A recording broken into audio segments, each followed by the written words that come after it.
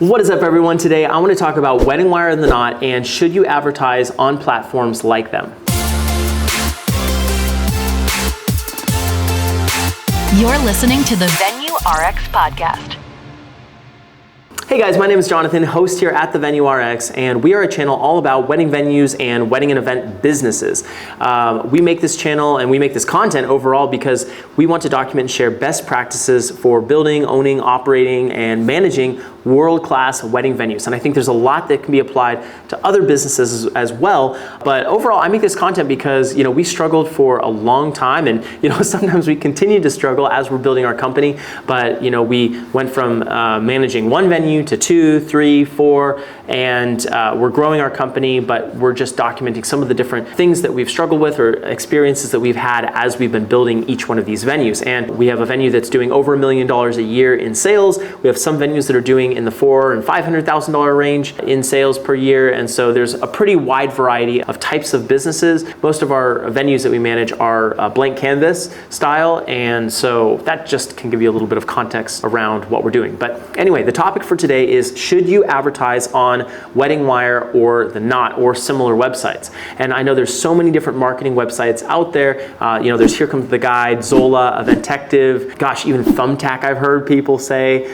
that you could advertise on. Primarily Wedding Wire or The Knot, though, are the ones that I want to talk about today because, of course, they have merged, if you haven't heard that. So it is one organization, one company that merged. And in a separate video later, I'm going to actually go into a deep dive on the numbers of what we've looked at across 4 of our venues. I will say something, though, right from the start. The number one venue that we have right now, the venue that is booking the most, that's doing the best in sales, that's doing over $1 million a year in sales, does not advertise on Wedding Wire or The Knot. And this was a complete shocker to me how successful it was, given the fact that we weren't advertising on these channels. Because in the past, I've kind of had this mantra that we should start using Wedding Wire and The Knot and Here Comes the Guide and Eventective and all these different platforms. When you start a venue from scratch, you should use those and then slowly wean off of those platforms as you see the data come in. And I still think that there is some merit to this, and I definitely think depending on which market you're in and the saturation of the market, it can really generate some incredible leads.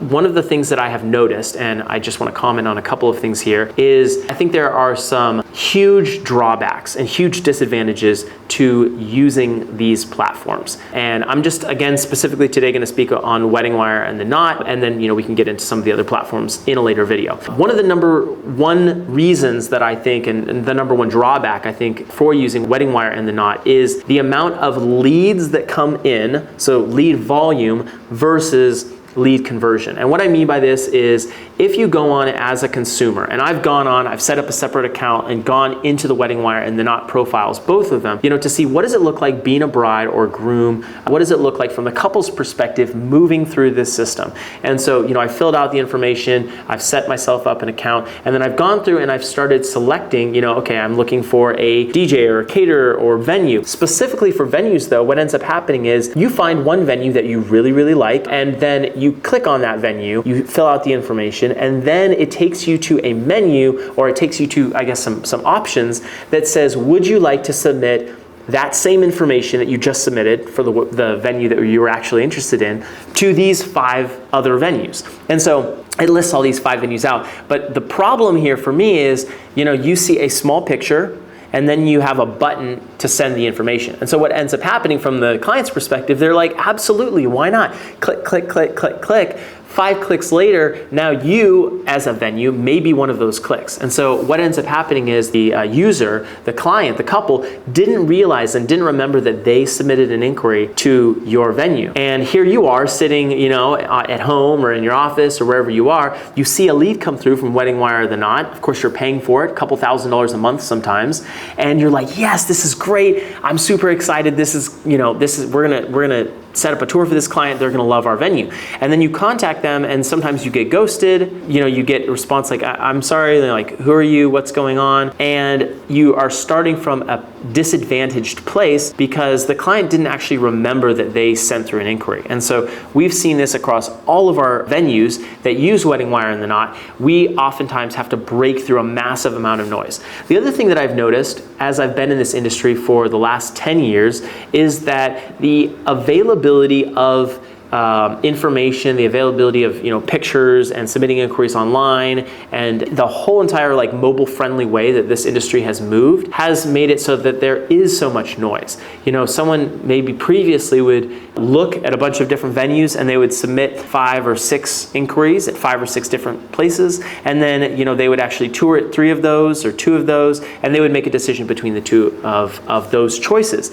Now, however, we're seeing that people are submitting tons of inquiries. And I can say this with certainty because for our properties, we manage multiple properties. We'll see the same lead come through 3 or 4 different times. In fact, sometimes we see a lead come through on Instagram or a lead come through on our website at one property that doesn't use Wedding Wire and the Knot, and then we'll see that same name come through in a Wedding Wire or the Knot inquiry at other properties. And in some cases, we've actually seen, that same name appear at all 4 of the properties that we manage. And so I know that it's way easier for clients now to reach out and just to submit information and get a quote back. And so the disadvantage here, of course, is for the salesperson. And if you're an owner operator, you know what I'm talking about. With everything else you have to do, now you have to work double or triple as hard to break through that noise to be able to communicate with a client and get them set up for a tour. So overall, when thinking about Wedding Wire and the Knot, it is the availability and the volume of leads that they generate that aren't really qualified. To me, that's a big issue. The second thing is it's pretty expensive.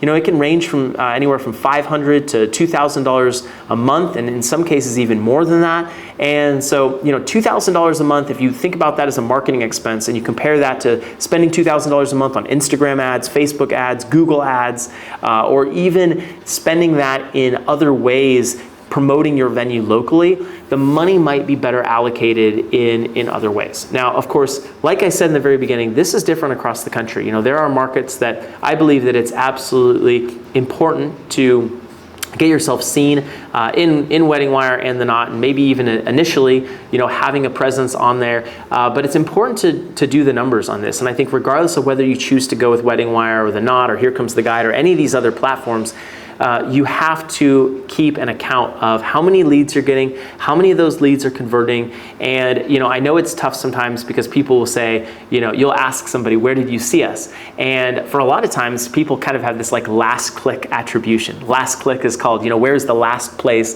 that someone saw you that they clicked on you?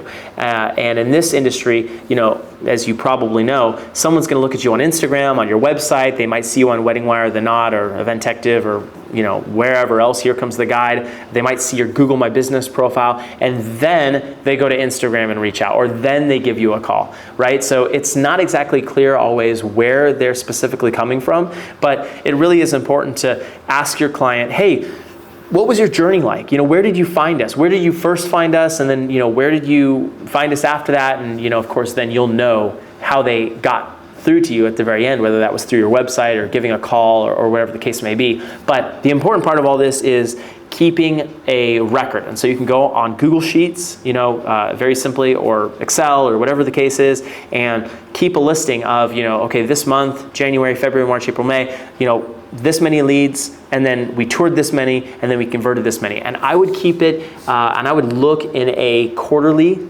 analysis, because it has been very hard for us to tell whether a lead is converting or not if we're looking at it month by month. We oftentimes see leads that'll come through on month 1 that will convert in month 3, or come through on month 2 and then will convert in month 3. And so if you're looking at just like a month-to-month comparison, you may not see as many leads converting, but if you look at it in a 3-month window, then you might see a little bit more accurate data. So I would say overall, my verdict on this is use it at a case-by-case basis. You need to analyze like how much is it going to cost you? Is it more expensive? Is it less expensive? How much competition is in your market? And then the other thing is just considering and realizing that Wedding Wire or the Knot does make money based on showing properties and solutions to clients' problems to clients. And so it's in their best interest to get as many people in front of the client as possible. And the downside to this, of course, is you have to break through a massive amount of noise. Clients may not even follow back up with you. They may not even realize who you are because of the absolute flood of information they're receiving in their inboxes. So that is one piece here. The other piece that I've heard, I haven't necessarily experienced this yet in our market here in San Diego, but I have heard that there will be people who get set up in more of a rural area perhaps, and they say, okay, this is our geographic area where we serve, and then what ends up happening is someone from outside of that area will contact them and they won't be the right fit because of the geographical distance. And I think that Wedding Wire, they're not probably do this because they want to be able to provide solutions to clients. So they're putting profiles of vendors in front of clients, but they aren't always qualified. They aren't always going to be a match because they're basically just forcing the leads through because they've told you as a vendor that they're going to deliver leads to you. And they've told the client that they're going to deliver vendors to the client. So I think, I'm not saying absolutely don't use them, but you have to understand the cost. You have to understand that you will, regardless of where you're at in the market in the United States, you're gonna have to break through a massive amount of noise. And then where else could you be using that money? And is it $1,500? Is it $2,000? And then also, I would just caution you as a little tidbit at the end. If you're thinking about using Wedding Wire or not, make sure that you make your decision based on experiences that you've gotten from other people in your market. So I would really, really spend a little bit of time in the beginning going to other venues in your area and just saying, hey, I'm a new venue, or I'm considering using Wedding Wire or not. You can do this on Facebook. You can do this on Instagram doesn't really have like groups like that, but primarily Facebook, and finding Facebook groups of venues in your area and saying, hey guys, or email lists even would work. But saying, hey guys, I'm considering using Wedding Wire or not. Has anyone got a lot of success with these platforms in this specific area? Because I can't tell you, if you're in Baltimore or if you're in Florida, I'm here in San Diego, our experiences with those platforms are going to be different. So I really do want you to go in and do the work. I would not say sign up for them right away. I would say do some work on Facebook, do some work on Instagram first to kind of get the ball rolling, and then consider whether you want to allocate marketing dollars towards Wedding Wire or not. I hope this has been helpful, and I'm excited making content like this. I think it's great. If you guys have a comment about this, or you feel like you've had a positive or negative experience with Wedding Wire or not, I'd love to hear in the comments. I think that's an area where we can really engage, and if there are some opposing viewpoints, I'd love to make another video about this. And actually, I'm going to be making another video about this anyway, because we have data that we've collected at 4 of our properties around marketing and around what is converting for us, and so I want to be able to share that with you all so that you can see what we're seeing, at least here in the market. So hope this has been helpful. Remember to subscribe and share with someone you feel like would find value from it, and we'll see you in the next video. Bye.